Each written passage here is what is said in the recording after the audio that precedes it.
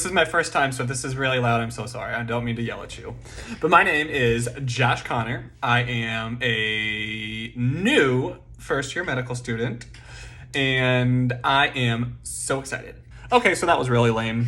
But like I said, I am just brand new, a first-year medical student. I'm 27 years old. I'm from Illinois, went up to the New England area. Now I'm down in Texas.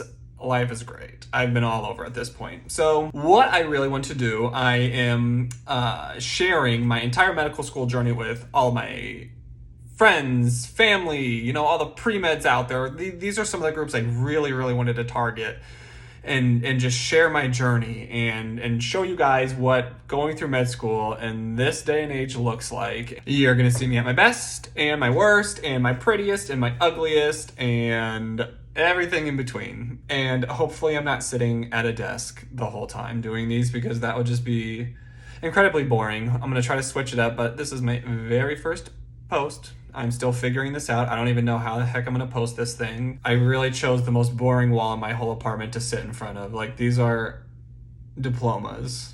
I promise you I'm not this boring. I have a much more interesting apartment. No, but for real, I am doing this to show my family what it's like. I want them to follow along with my journey. So, anybody who knows me, I have a family of too many. I have 7 brothers and sisters and then my 2 parents. And it can take 5 hours just to talk to everybody on the phone. So this is, hey mom, dad, watch my video. Okay, cool. Yeah, that's probably one of the big goals of this. Love you, mom and dad. Sorry, not sorry. But then also, I have made so many friends along the way. And, like I said, Illinois, Connecticut, Texas. I have friends everywhere now. And this is for them to watch in case anybody's wondering. And then just really to show people what it's like to be a medical student in the year 2022. Also, pre-meds, this is for you guys. I was quite literally in your seat a year ago. I found out last September that I got in. So that was when, my gosh, when, the dream came true. That whole moment of just... my whole life was changing. All the sweat, blood, tears, literally blood, sweat, and tears go into applying to these types of programs. So I get it. And this is to show you guys that I was right where you were. I know what you're going through. Do not give up. Give it your all. Even when you think you're ready to give up, just push yourself a little bit farther. Change your perspective. Change your environment. Do something. You have to never give up. Because if you give up, you won't get here. So hopefully... this will motivate you guys just to push a little bit farther if you can see what it's like. You can be here too. Just please stick with it. Okay, let's talk about the white coat ceremony. Well, actually, I had orientation for a week, but it was so boring. That's all about orientation. So the white coat ceremony, it was literally a dream. Years and years and years. I don't know about y'all, but I have dreamed of myself wearing this white coat and envisioned what I would look like as a doctor, and just to attend that ceremony meant for me and my class, and getting handed our white coats and putting them on stage and the applause. And it was seriously one of the best moments of my life. It really, really was so fulfilling. And, hearing what this white coat represents and just knowing that now I am here, I am starting, my dream is continuing, and now I actually get to apply what I want to do. And it's just seriously a dream come true. Also, walking up to that stage, I was so excited. And then I turned around and I didn't realize that the auditorium had, 1 million people in it. And I go right up to the microphone and I go,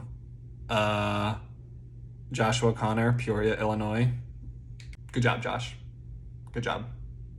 Okay, so let's talk about my first week. So my curriculum, just to kind of give you guys the short and sweet. So basically every 2 months we switch units. So it's kind of by organ system, but it's a little bit more complicated than that. But we have 4 classes, I guess, if you will. One of them's a small group, which is a group of 10 of us for 2 hours, 3 days a week. We break off, it's student-led, but we get case studies and we go and break down the science, and there's a facilitator in the corner. There's non-negotiable rules. So it's all done very specifically, and I love it so far. I think it's an awesome thing. And then we have large group, which was what you would think of as lecture. And then there's our clinical skills lab, which is 4 hours once a week. So, hands-on, what's a physical exam, this, that, osteopathic manipulative medicine. And then also the 4th class is structures, which we have cadavers at our school. So we get to dissect and go through the human body and see stuff on real tissue. So super awesome.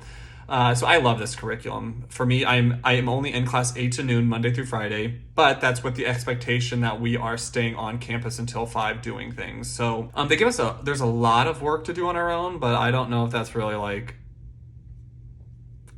necessary to say. I mean, it's medical school. Drinking from the fire hose is exactly what everybody says, and it's exactly true, even though I think I'm just drinking from like a little sprinkler right now.